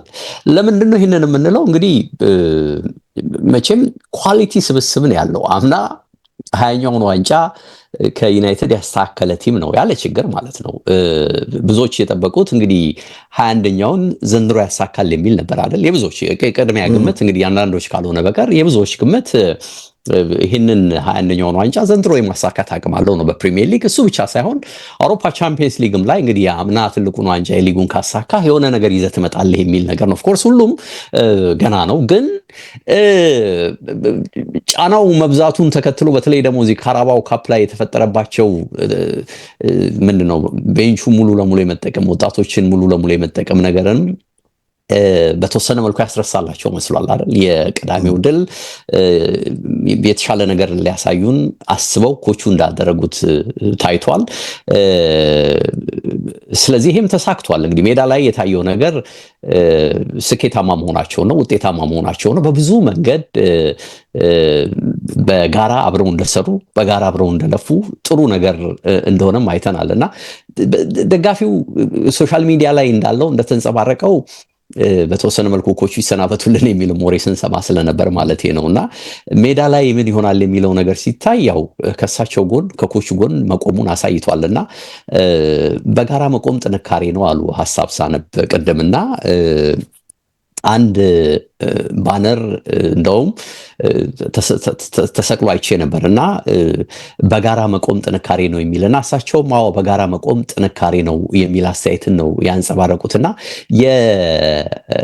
የሊቨርፑልን ደጋፊ የምወድበት ዋናው ምክንያት ይሄ ነው ብለዋል። በነገር ላይ በጥሩ ጊዜኛ መደገፋቸው ብቻ ሳይሆን እንግዲህ በመጥፎ አሁን ውጤት ራቀን ባልነበትም ሰዓት በችግራችን ሰዓት አብሮን መቆሙ ነውና ደስተኞች ነን። ደግፈውናል በፊት አሁንም እየደገፉ ነው። ይሄ ደግሞ ትልቅ ለውጥ ያመጣል ወደፊት የሚል አስተያየትን ሰጥቷል። በእርግጥ ያው የሊቨርፑል ኃላፊዎች ተረድቷቸዋል ነው እንጂ ሰው የሚባሉት አይደል። የጆታን ጉዳይ የሞቱ ክለቡ ላይ ይዞት የመጣው አንድ ጣጣ አለ ይባላል። አዳዲስ ፈራሚዎቹ ቶሎ አለመልመዳቸው እንዲሁ ይነሳል። ከሰሞኑ ደግሞ ገባ ወጣ የሚል የጉዳት ጉዳይም እየመጣባቸው ነው እና ግን እኚህ ነገሮችን ስታይ ናውሴ ነው ለቅዳሜው ስኬት ግን እንዳልከው እንግዲህ ከደጋፊው ስሜት ያው እሳቸው የጠበቁት በጎ ነገር መኖሩ እንደተጠበቀ ሆኖ የቀደመው ያምናው ወደ አምናው ነገራቸው የመመለስ ነገር አስተውያለሁ እኔ በግሌ ይሄ ባክ ቱ ቤዚክስ የምትለው አይነት ነገር ማለት ነው። ታስታውስ ከሆነ ልክ አምና በዚህ ሰዓት ገደማ ነበር ብራይተን ላይ ተመርተው 1-0 2-1 አሸነፉ። ወደ ሊጉ መሪነት መጡ። ከዛ በኋላ በቃ አንድም ያቆማቸው አካል አልነበረምና ከዛ በኋላ ያው አርሰናል እነሱን ለመያዝ ነበር ከኋላ ጥረት ሲያደርግ የነበረው አልተሳካም። በስተመጨረሻ ራሱም አርሰናል በርካታ የጉዳት ጉዳዮች ነበሩት። እንግዲህ ሞመንተማቸውን ጠብቀው እንደሄዱ አስተውለናል። አሁን ዘንድሮ ደግሞ እንግዲህ በተቃራኒው እነሱ አሁን አርሰናል ለመያዝ ነው ጥረት እያደረጉ ያሉት። ግን ወደ ቀደመው ነገራቸው ተመለሱ የሚያስብለው አንዱ የሚመስለው ያው ሮበርትሰን በግራ መስመር ፉልባክ ሆኖ የመሰለፍ ዕድል አጥቶ ነበር። ለመጀመሪያ ጊዜ በሊጉ ቀዳሚ ጀማሪ አድርገውታል። በዚህ ቦታ ላይ እንግዲህ ከርኬጅ ምቾት እንዳጣ አይተናል ደጋግመን። በተለይ እዚህ ልጅ መምጣት በሊቨርፑል በኩል የሮበርትሰን መምጣት በሊቨርፑል በኩል በነበረው እንቅስቃሴ ላይ ለውጡ በጣም ትልቅ እንደሆነ በደንብ አይተናል። ከሊቨርፑል ጎሎች መምጣት በፊት ቪላ 1-2 ብረት የመለሱበት እንቅስቃሴዎች ነበሩት። ግን በአጠቃላይ የጨዋታ ሂደት ቪላ ነበር ወይ ብትለኝ አልነበረም። እንደውም አንድ የአትሌቲክ መረጃ ሳይ በአጠቃላይ ጌም የፈጠሩት ቢግ ቻንስ 0.41 ኤክስጂ ያስመዘገበ ነውና ሙሉ ለሙሉ ዶሚኔት የተደረጉበት ጨዋታ ነበርና እንዳልኩት ሮበርትሰን በግራ መጀመሪያው አንድ ነገር ነበረ። በተለይ እንግዲህ እዚህ ልጅ መምጣት ቫንዳይክን ጨምሮ የኋላ የተከላካይ መስመሩ ምቾት አይሰማውም ኬርኬዝ ሲሰለፍና ደጋግሞ እንግዲህ ቫንዳይክ እዛው ሜዳ ላይ ሳይቀር እዚህ ልጅ ላይ በግልጽ በአፉም በእጁም በምልክት ያለመግባባት ነገሮችን ሲያንጸባርቅ ስላየን እንግዲህ ይሄ ምክትል አምበሉ ሮበርትሰን መምጣቱ ቋሚ መሆኑ ጥሩ ነገር ነበር። እንግዲህ ይሄ ተጫዋች ቋሚ ሆኖ ይዘልቃሉ ጥያቄ ይነሳል። በቀኝ በኩልም ቢሆን ብራድሌይ በስካሁኑ ድንቅ ብቃቱ እስካሁን ካሳያቸው ሁሉ ድንቅ ብቃቱን ያየነው ቅዳሜ ዕለት ነበር ከቪላ ባደረጉት ጨዋታ። ይሄ የተጫዋች ያቅም የፊዚክ ችግር ይታይበታል። በተለይ ወደፊት ከሄደ ወደ ኋላ በጥልቀት የመመለስ ችግር ነበረበት። ትናንት ግን ቅዳሜ ግን 90 ደቂቃ እንደጨረሰ አይተናል። ኮቹም ምርጥ ጌም ነው ያደረገው በሚል ሐሳብ ሰጥተዋል። ወደፊት በመሄድ ብቻ ሳይሆን ወደ ኋላም ትራክ እያደረገ ሲመለስ የነበረው ብቃት በጣም ጥሩ እንደነበረ አስተውለናልና ይሄ አንዱ ለውጥ እንደነበር አይቻለው።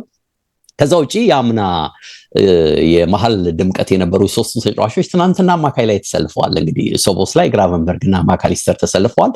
ሶቦስ ላይ እስካሁን በሊቨርፑል ካየናቸው ድንቁ ተጫዋች ነው፣ ምንም ጥርጥር የለውም። ግን ያስደመሙን ቅዳሜ ዕለት አንዱ ማካሊስተር ነው። በሲዝኑ ጥሩ እንቅስቃሴ ያደረገ ተጫዋች ነው። 90 ደቂቃም ጨርሷል። ልክ እንደ ኮነር ብራድሌይ ሁሉ ከኤፕሪል ወር በኋላ የመጀመሪያ 90 ደቂቃውን የጨረሰበት ነው ተብሎ መረጃ ወጥቷል። እንግዲህ ግራቨንበርግ ከጉዳት ነው የተመለሰው። ከ8 ድዋል 6ቱን ያሸነፈበት ጨዋታ ነበር ቅዳሜ ዕለት። በ87 ጨዋታ ቀድሞ 4 ጎል ብቻ ነበር ያገባው ይሄ ተጫዋች። አሁን ግን ገና በ10 ጨዋታ 3 ጎል አግብቷልና ያ ሪከርዱ ላይ ሊደርስ እንደሆነ እኔም አንተም እያየን ነው። ስለዚህ አማካይ መስመር ላይ የነበረው ጥሩ ነገር ታይቷል። ከዛ ውጪ የሳላም ተነቃቅቶ ነበር። አስተውለህ ከሆነ አላውቅም፣ አጥቂ መስመር ላይ የሳላም መነቃቃት በደንብ ጥሩ እንደሆነ አይተናልና እንደውም ባክ ቱ ባክ ጎልም አገባ። ተሳትፎ ብዙ ነበር። ጉልበቱ፣ ፍላጎቱ፣ ኮንፊደንሱ፣ ከጓደኞቹ ጋር የመጫወት አቅሙ ይሄ በደንብ የታየበት ነበረ የሊቨርፑል ጨዋታና የመከላከል ተሳትፎንም አድንቀዋል ሰውየው ኮቹ 250 ጎል በማግባትም እንግዲህ በክለቡ ሶስተኛው ሰው መሆኑን ያን ራሽን ተከትሎ ቀጥሎ ደግሞ ሮጀር ሆንትን ተከትሎ ሶስተኛ ሆኖ እንደመጣ አይተናል። 346 ነው ያን ራሽ ያስቆጥረው። ካንት ደግሞ 285 መሆኑን ያየው ነበር አትሌቲክ ላይ። እንግዲህ ስሎት በአንድ ክለብ ውስጥ የማይታመን ቁጥር ነው ይህንን ሁሉ ጎል ማስቆጠር በሚል ቡድኑን የረዳበትን የመከላከል አፕሮቹንም ጭምር ያደነቁበትን ነገር አይተናል። ከቅዳሜው ጨዋታ በኋላ እንደ ክፍተት ማነሳው እንግዲህ ሰሞኑን አሪፍ የነበረው የኬቲኬ ጥሩ አልነበረም። አንድ ጎል አሪፍ የቴስታ ጎል አግብቶ ተሽሮበታል። በርግጥ ግን 77 ደቂቃ ሜዳ ላይ ቆይቶ የተሳካ እንዳልነበረ ነው መናገር የሚቻለው። በቬትስ ነው እንግዲህ የተተካው። 15 ተች ብቻ ነው ያደረገው ኤኬቲኬ ቅዳሜ ዕለት።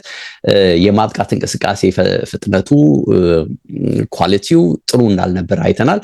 እንግዲህ ቅድም ስናነሳ ነበር የቬትስን ነገር። ይሄ ኳሊቲ ያለው መቼ ነው የሚለምደው እዚህ ክለብ ውስጥ የማጥቃት እንቅስቃሴው ላይ ተሳትፎ ምን ይሆናል እናያለን እና ማጂክ ይፈልጋል እንግዲህ ሊቨርፑል እንዳልከው።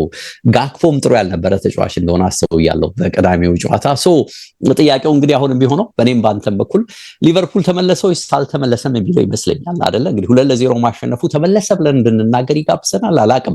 መነሳሳት ይታያል፣ ጥሩ ስሜቶች ይታያሉ። የተጫዋቾች የበራስ መተማመን ስሜት ጥሩ ነበር፣ ሙዲም እንደነበሩ አይተናል። ግን እነዚህ መጪ ሁለት ጨዋታዎች ደግሞ ሌላ ዳላቸው። ከማድሪድ በቻምፒየንስ ሊግ፣ ቅድም የጠቀስከው ደግሞ ከሲቲ የሚደረግ የፕሪሚየር ሊግ ጨዋታ አለ። ራሱን የቻለ ትልቅ ጥያቄ የሚሆነው ሮበርትሰን እና ብራድሊ ትልቁ ችግራቸው በሳምንት 3 ጨዋታ ያደርጉም ነበር ሲሉ የነበሩት ኮቹ። አሁን ጥሩ የሆኑት ተጫዋቾች እነዚህ በሳምንት 3 ጨዋታ ያደርጋሉ ወይ እናያለን። የኢሳቅና የቬትስ ሁኔታ እስከ ቡድኑ ጋር በፍጥነት የመዋሃድ ነገር እንዴት ነው? ምክንያቱም የምናወራው ስለ ረጅም የዋንጫ ጉዞ ስለሆነ ይሄም የሚታይ ነው የሚመስለኝ። ይሄ ትልቅ ጥያቄ ሆኖ ይቀጥላል። ግን ቬትስን በተመለከተ ሳላ ለአፍሪካ ዋንጫ የሚሄድበት እድል መኖሩን ተከትሎ ምናልባት በቀኝ በኩል በሳላ ቦታ የመሰለፍ እድል ወደፊት ይሰጠዋል የሚል ነገር አሁንም እየወጣ ነው ያለው። ለሁሉም ግን ሊቨርፑል ከሊጉ መሪዎች ያራቀበትን ከሰሞኑ ክራኩ፣ ከሰሞኑ ትችቶቹ፣ ከሰሞኑ ችግሮቹ የወጣበትን የተወሰነ ነገር አይተናል። ሁሴ ነው። አዎ ምልህ ክራይሲስ ውስጥ ላለ ቲም በተለይ ደግሞ ሻምፒዮን ሆኖ መጥቶ በዚህ ላይ ደግሞ አሰልጣኙ ምልህ ገና 1 ዓመት ነው ያሳለፉት። ያኔ የእንትን ጊዜ ነበር፣ የሰላም ጊዜ ነበር። አሁን ግን አሰልጣኝ የምታውቀው እንደ ባህሪ ነው። ሰው ሲናደድ ነው ባህሪው የሚወጣው ይባላል አይደል?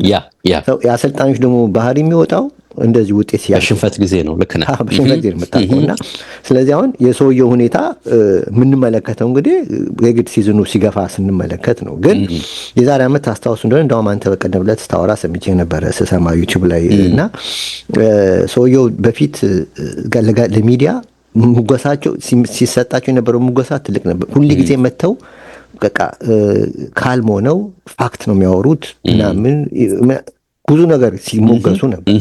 አሁን ደግሞ ችግር ሲመጣ ግን ሌላ ስም ተሰጣቸው። አሁን ምክንያት እያበዙ ነው ምናምን ገብተዋል። እሱ ብቻ ሳይሆን አምና አንድ የተሞገሱበት ምክንያት ተጫዋቾች ጉዳት በቃ ይገርማል። የሳቸው ተጫዋቾች ጉዳትን የማኔጅ የማድረግ ኳሊቲያቸው በጣም ትልቅ ነው ተብሎ ሲነገር ነበር። ትክክል። አሁን ግን እሳቸው የጉዳት ተጫዋቾች እየበዙባቸው እየተቸገሩ መሆኑን እየተናገሩ እና ምን ያህል እግር ኳስ ምን ያህል በስሜት ሚዲያው በስሜት ምን ያህል እንደሚሰራ ነው የሚያሳየው።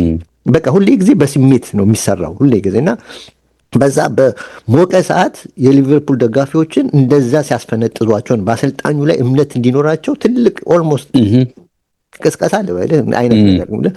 ምክንያቱም ገና የመጣን አሰልጣኝ በአንዴ እንደዛ መሾም ከምት ማለት በጣም ከባድ 2-3 ዓመት አይተህ ነው ምልህ። በተለይ ሊቨርፑል የሚያህል ትልቅ ምልህ የዋንጫ ቡድን እንት ማለት ያለብህ ማለት ነው እና ይህንን ነው። ከዛ ውጭ ግን እንደዚህ ክራይስ ውስጥ ላለ ቲም ድል በጣም ትልቅ እንትን አለው። ትልቅ ዋጋው ትልቅ ነው ድል ማድረግ ተጫዋቾችም፣ ለመልበሻ ቤቱም፣ ለክለቡም፣ ለደጋፊውም፣ ለምኑም በጣም ጥሩ ነው። ግን ከፊት ለፊትም ላለ ጌም ጥቅሙ ብዙ ነው።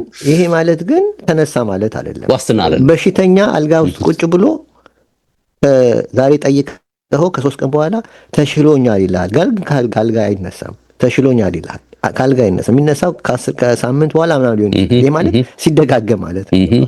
እርግጠኛ ሲሆን ነው ተነስቷል የሚባለው ሰውየው ጤነኛ ነው የሚባለው። ስለዚህ ዛሬ በሽተኛው ዛሬ እንኳን ተመለሰብኝ፣ ትናንትና ደህና ነበርኩ ዛሬ እኮ ተመለሰብኝ ሲል ሰማለ በሽተኛ ልክ እግር ኳስ ላይ እንደዚህ አይነት እንትን አለ፣ ምልክቶች አሉ ገብተዋል በኳሱ ላይ እና ስለዚህ አሁን መቸኮል የለብንም። እውነት ተነስቷል እናየዋለን። 2-3 ጨዋታ 4 ጨዋታ ኢቭን አሁን ማንቸስተር ዩናይትድን ውሰደው 3 ጨዋታ አሸንፎ አሁን ተመልሶ እዛ ነገር ውስጥ አሁን አስበው እና እንደዚህ ነገር አለ እና መቸኮል የለበትም ለማለት ነው። የግድ ጊዜ ነው ሊነገር የሚችለው ለማለት ነው። ትክክል። ከዛ ውጪ ግን ዩናይትድንም አይተነዋል። ኦፍ ኮርስ አሁን አቻ የወጣበትን ጌም በተከታታይ በስኬት ሊወጣ የሚችልበት እድል ከፊቱ ነበር አይደል? እኔም አንተም እንዳየ ነው። በስተመጨረሻ ግን አልተሳካም። ያው 2 አቻ ነው የወጣው። በተለይ ፈርስት ሃፍ ጥሩ ዶሚኔት አድርጎ ሰከንድ ሃፍ ጌሙን በቃ አሳልፎ የሰጠበት ሊያውም በጥቂት ደቂቃዎች ልዩነት አሳልፎ የሰጠበትን ሁኔታ ስታይ በእርግጥም አልጋ ባልጋ እንዳልሆነ ነገር በተከታታይ 3 ጨዋታ ማሸነፍ 4ኛ ለማሸነፍ ዋስትና እንዳልሆነ ልክ አሁን ሊቨርፑል ላይ ልክ ተሸንፈ መጥተህ ድል ስታመጣ ቀጥለህ ሌላ ድል ለማምጣትህ ማሳያ እንደማይሆን የሚሰጥህ ነገር አለና ዩናይትድን ቤት የገጠመው ይኸው ተመሳሳይ ነገር ነው። ኦፍ ኮርስ የተወሰነ ግን አንዳንድ ቡድኖችን ስናይ አሁን ትራንዚሽን ላይ እንዳሉ የሚጠቁምህ ነገር አለ። አሁን ለምሳሌ ሲቲን ብናይ ኦፍ ኮርስ ሊቨርፑል እንግዲህ ጠንካራ ነገሮች ነው የጨመረው ላይ ግን ሊቨርፑል ትራንዚሽን ሲቲ አሁን ሲቲ ሲዝኑ ሲጀመር ነገር ያለው ሲቲ ጫና ያለ ጫና የሚጫወት ነው። ፔፕ ያለ ጫና ስለሚጫወት ጥሩ ተፎካካሪ ለመሆን ጥሩ እድል አለው ለዚህ ሲዝን። ያ ጫና የለውም አሁን ጫና የለውም። አሁን ከብታል ድሮ እንደዚህ አሁን 3 ጨዋታ ተሸነፈ ገና ካሁኑ አይደለም 3 ጨዋታ ቢሸነፍ ድሮ ሬድ ሲቲ የምነካው የሚባል ነበር። ገና ኖቬምበር እኮ ነን አስበው። አሁን ግን ጫናው ስላሌለ ነው 3 ጨዋታ ተሸንፎ ምንም ጫና የለውም ሲቲ። ስለዚህ ይሄ ለሱ አድቫንቴጅ ነው። ያሚል ሀማል በእናት አንሳው ይቀርታ ልክ ነው። 1-4 ፔጅ አለኝ ብለኸኛል። ስለዚህ እንትን እንዳይል ላሚን ያማል በነገራችን ላይ መግቢያ ላይ አላነሳሁት መጠቆም ነበረብኝ። መግቢያ ላይ ብዙም ሳልን ነው ወደ አንተ የመጣሁትና ከራሱ ባህሪም ከሜዳ ላይ ጉዳይ ጋር በተያዘም እየተነሳበት ነው ሐሳብና አንሳው። እንግዲህ ገና የ17 ዓመት ሳለ ነው እንግዲህ የሚዲያ ትኩረትን ያገኘው ይሄ ልጅ። ብቃቱ ደግሞ ልዩ በመሆኑ ነገሩን ይበልጥ አጠናክሮታል ይላል ዘገባውና አሁን 1 ዓመት በመጨመር 18 ዓመት ላይ ደርሷል። ይህ ትልቅ ተጫዋች በሚዲያ በኩል ብዙ ፎከስ የሚደረግበት ነው ይላል እና በሜዳ ላይም ከሜዳ ውጪም እንዲሁ የግል ህይወቱን ሳይቀር መነጋገሪያ መሆኑ ቀጥሏል ይላል። በተለይ በስፔን ትልቁን ጨዋታ በሆነው ኤል ክላሲኮ ሳምንት እንግዲህ ያለፈው ሳምንት ነው በኤል ክላሲኮ የተደረገው የላሚን ያማል ጉዳይ በርካታ ርዕሶች ነበሩበት። በቅድሚያ በጨዋታው ከሳምንታት በፊት ያማል የመሰለፉ ጉዳይ ነበረ መነጋገሪያ የነበረው። ተጫዋቹ የግሮይን ችግር በመጋለጡ አይሰለፍም ሲባል ነበር ዴቭ እና ሙሉ ጤነኛም አይደለም ሲባል ነበር። ልምምዱንም በሚገባ አይሰራም ነበር ይባላል። እንደውም ሃንሲ ፍሊክ አሰልጣኙ ለሚዲያው የመሰለፉ እድል በጣም ጠባብ ነው፣ እርግጠኛ አይደለውም በማለት ተናግረው ነበር። የያማል ህመም ማስል ቢሆን ብለዋል እሳቸው። ማስል ቢሆን ችግር የለውም፣ ግን አሁን የግሮይን ችግር ስለሆነ እርግጠኛውንም መናገር አልችልም፣ ይሰለፋል አይሰልፍም ማለት አልችልም ብለው ነበር ከጨዋታው ሳምንታት በፊት እና አሁን ስለዚህ ክለቡን ከባርሴሎና ከ2 እና 3 ሳምንት በፊት ክለቡ ራሱ ባርሴሎና ከ2-3 ሳምንት በኋላ ነው ሪከቨር ማድረግ የሚችለው እስከ ማለት ሁሉ ደርሶ ነበር። ይሄ ሁሉ እንግዲህ ኤል ክላሲኮ ላይ ደርስን ለማለት ነበር። ከዛ 1 ሳምንት ሲቀረው ኤል ክላሲኮ ፍሊክ ምን አሉ? ፊት ነው ግን 100% አይደለም አሉ። 90 ደቂቃ የመጫወት አቅም የለውም አሉ። ግን የሚገርም ሳምንት ውስጥ ተመለከተ 90 ደቂቃ ግን ተጫውቷል። የችግር አጫውቶታል 90 ደቂቃ ግን ከጨዋታው በፊት ግን 90 ደቂቃ የመጫወት አቅም የለውም ብለው ነበር። ከዚያ ሌላ ላሚን ያማል የፈጠረው መነጋገሪያ ጤንነቱ ላይ ብቻ ሳይሆን የሶሻል ሚዲያ ላይ ደግሞ የተናገረው ቃል ነው አንድ መነጋገሪያ ሆነው። እንግዲህ በስፔን በሶሻል ሚዲያ ላይ በኩል ተጽዕኖ ፈጣሪ ከሆኑት መካከል አንዱ ኢባይ ላኖሽ የሚባል ሰውዬ ልጅ አለ እና ይህ ስፓኒሽ የባስክ ተወላጅ ሲሆን በቢልባኦ የተወለደ ነው። የባስክ ተወላጅ ነው እና ተጽዕኖ በጣም ላቅ ያለ ነው ይሉታል በስፔን ላይ እና ስፔን ላይ ብቻ ሳይሆን ዓለም አቀፍ ተጽዕኖ ራሱ በጣም ግዙፍ ነው የሚሉት። በዩቲዩብ 15 ሚሊዮን ሰብስክራይበርስ አለው። ከኛ ትንሽ ነው የሚበልጠን፣ አይዞህ 15 ሚሊዮን ነው ያለው። በቲክቶክ 23.4 ሚሊዮን ፎሎወርስ አሉት፣ ተከታዮች አሉት። በኢንስታግራም 12 ሚሊዮን ተከታዮች አሉት እና በእርሱ ፕሮግራም ላይ ከሜሲ እስከ ራሞስ ድረስ ቀርበዋል።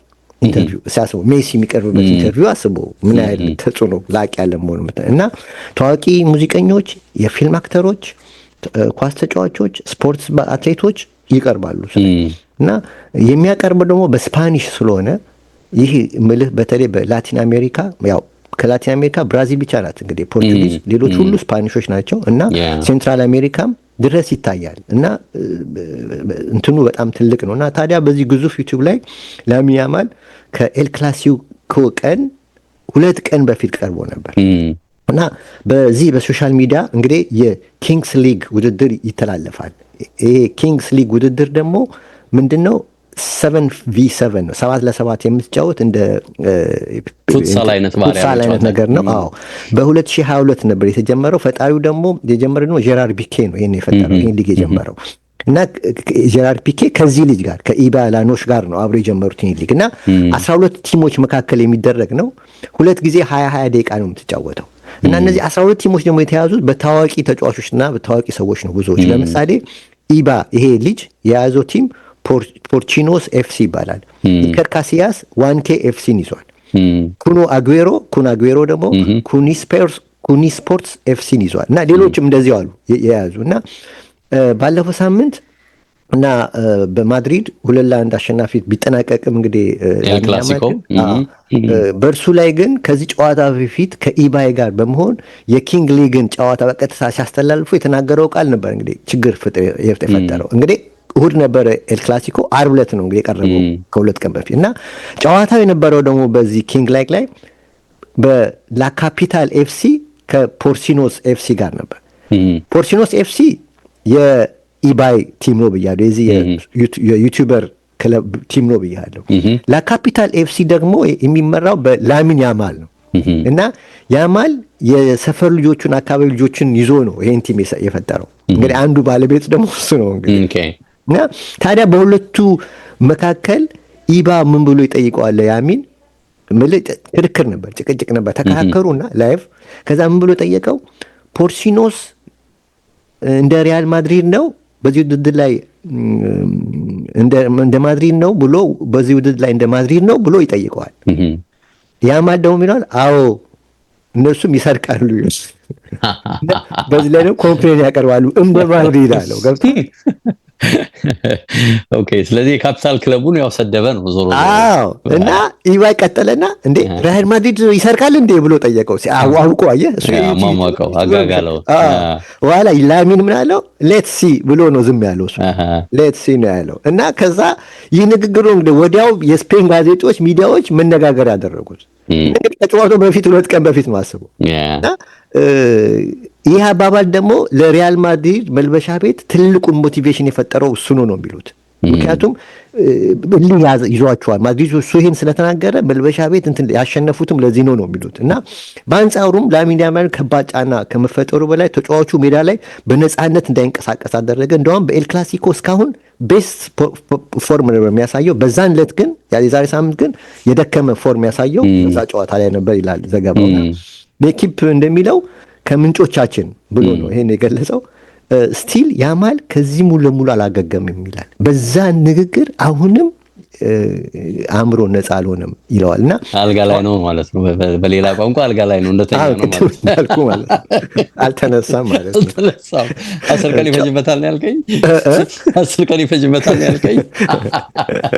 አላልኩም አልወጣኝም። እሺ እና ጨዋታው ካለቀ በኋላ ደግሞ ከዳኒ ካርቫያል ጋር የነበራቸው እሰጣ ገባ የስፔን ሬዲዮ ላይ ከፍተኛ ትኩረት አግኝቷል እና ሳምንቱ ሁሉ መነጋገሪያ ነበር እና ምክንያቱም ሁለቱም ደግሞ በስፔን ናሽናል ቲም አንድ ላይ ማሊያ ለብሶ የሚጫወቱ ናቸው እና እንደውም ማርካ እንደምትለው ጋዜጣው የፕሮ ማድሪድ ነው፣ የማድሪድ ደጋፊ ጋዜጣ ነው እና የዛ ጋዜጣ አዘጋጅ ሮበርቶ ጎሜዝ ምን ይላል፣ ላሚን ያማል ከብሔራዊ ቡድኑ ላይም 2 እንዲከፈል አድርገዋል። ያ ቃሉ በማድሪድና በባርሴሎና ተጫዋቾች መካከል እንዲህ በናሽናል ቲም ውስጥም ሁለት ግሩፕ እንዲኖር አድርጓል፣ ሰንጥቋል ብሎ ይከሰዋል።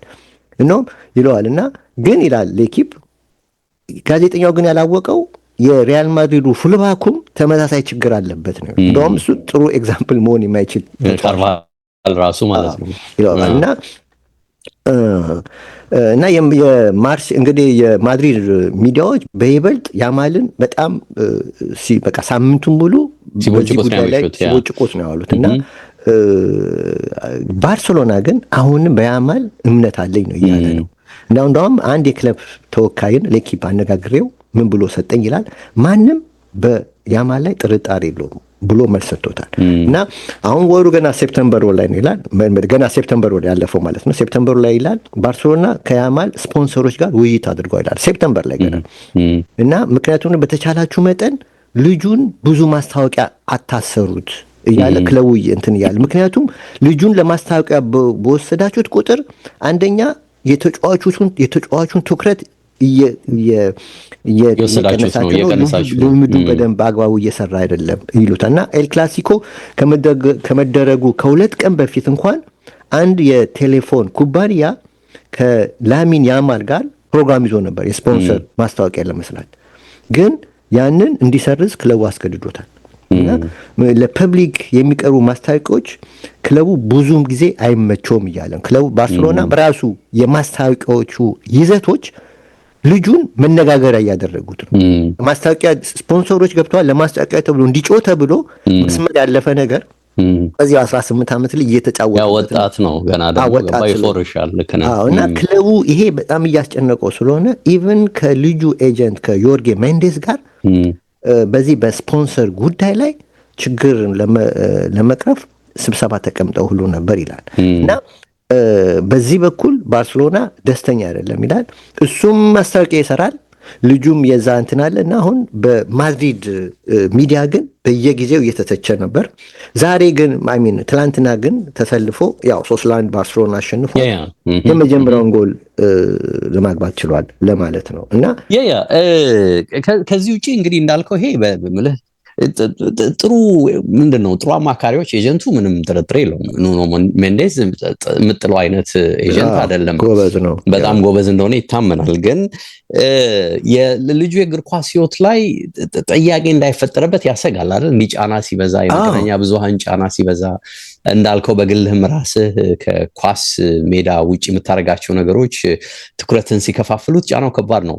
ስንሰማ ነበር ከሰሞኑ በቅርቡ ከነበረችው የ25 ዓመት ሴት ጓደኛው ተለያይቶ ሚላን ስለሚሄዱና ሚላን ካለች ጣሊያን ካለች አንዲት ሌላ የሚዲያ ኢንፍሉዌንሰር ጋርም ሌላ ግንኙነት ስለመጀመሩ የፍቅር ግንኙነት ስለመጀመሩ ከሁለቱም ከሱም ከቀድሞ ፍቅረኛው ማረጋገጫ አገኘን ብለው የእንግሊዝ ታብሎይዶችን በስፋት መረጃ ሲያወጡ ነበርና በቅርቡ እንደውም የሻኪራና የፒኬን የቀድሞ ቤትም እዛው ባርሴሎና ላይ ስለመግዛቱ የሚጠቁሙ መረጃዎች በስፋት ተያይዘው እና ልጁ እንዳልከው ገና ታዳጊ በመሆኑ በጣም ጥሩ አድቫይዘር የሚፈልግ ይመስለኛል። አለያ የሮናልዲኒዮ ጎቾን አይነት መንገድ እንዳይሄድ ትሰጋል የሚመስለኝ በግሌ። አሁን ጎቾ ኦፍኮርስ በስኬት ያመጣቸው ጥሩ ነገሮች አሉ። ይሄም ተጫዋች ገና ታዳጊ በመሆኑ ከፊቱ ብዙ የስኬት ጊዜ እንዳለ ታያለህ። ግን ሞመንተምህን ጠብቀህ መሄድ ቀላል አይደለም። በሜሲ ሌቨል እንኳን ባትሆን በአሪፍ 5-6-7 ዓመታት የእግር ኳስ ህይወትህ ያሸበረቁ ቢሆኑ በጣም ቆንጆም ይሆን ነው የሚመስለኝ። እና ይሄንን ለማድረግ ደግሞ እንዳልከው ነው በጎን የሚመጡ ነገሮች እንዳልከው ደግሞ እዛው ሀገር ውስጥ ደግሞ ሁለት ወገን ከፍለህ የምታቧጭቅ የምታጨቃጭቅ ከሆነ ይህም ራሱ ይዞ ልቦና ጫና ቀላል አይደለም። እና ለእግር ኳስ ህይወቱ በጣም መጨነቅ ያለበት ትክክለኛ ጊዜ አሁን ነው የሚመስለኝ። እና ያው መቼም እንግዲህ ታዳጊ ስትሆን በጣም ጫናው ከባድ ነው። ገንዘቡም ዝናውም አብሮ ነው የሚመጣው አይደል? አንዴ ሲመጣ በዚህ ዕድሜ እኮ ነው አሁን ፕሮፌሽናል ተጫዋቾች እኮ በአካዳሚ ያደጉ ልጆች ወደ ፕሮፌሽናሊዝም የማይቀየሩበት ምክንያት ይሄ ነው። 16 17 18 ላይ ሲደርሱ ሌላ ነገር ይገዛቸዋል። አሁን ያልከው ነገር ከሜዳ ውጭ ያሉት ይሄ መዝናናቱ፣ ገንዘብ ደግሞ ነው የምታገኘው በላይ ነው የሚያገኙት። መዝናናቱ ላይ በጣም ትኩረት ያደርጉና ይሄን ፕሮፌሽናል እግር ኳስ ደግሞ የሚጠይቀው ነገር አለ። ስኬታማ ደግሞ ያንተ ጥንካሬ ያንተ ብርታት ይፈልጋል፣ ወሳኝነት አለው። ኢቭን እንትን ህይወትህ ማረፍህ ምን ማለት ብዙ ነገር። ስለዚህ አሁን ያ ነገር አሸንፎ ለመውጣት ጥቂቶች ናቸው። ለዚህ ነው ብዙዎች አይሳካላቸው።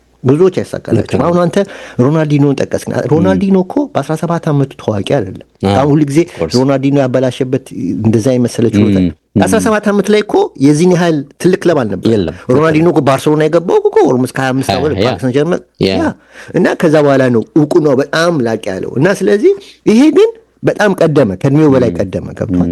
አሁን የዚህ የአርሰናሉ ልጅ ስትመለከት አላቅም ወደፊት እንመለከት ገና 15 ዓመት ልጅ ነው።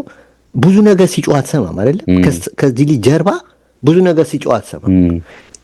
ይሄ ልጅ ግን ገና በ17 ዓመቱ እንግዲህ ኦፍኮርስ አላቅም የእንትንም ጉዳይ አለ፣ ያው የቆዳም ጉዳይ አንዳንዴ ትንሽ ጫና አለው።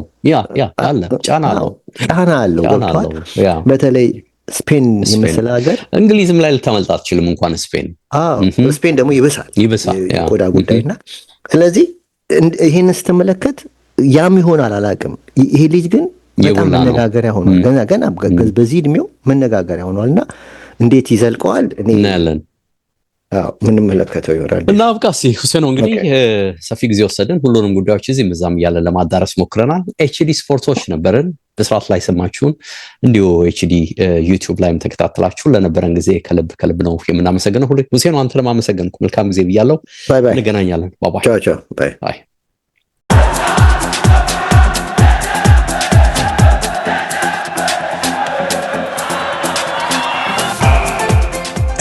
ኤችዲ ስፖርትስ በሁሴን አብዱልቀኒና በዳዊት ንጉሴ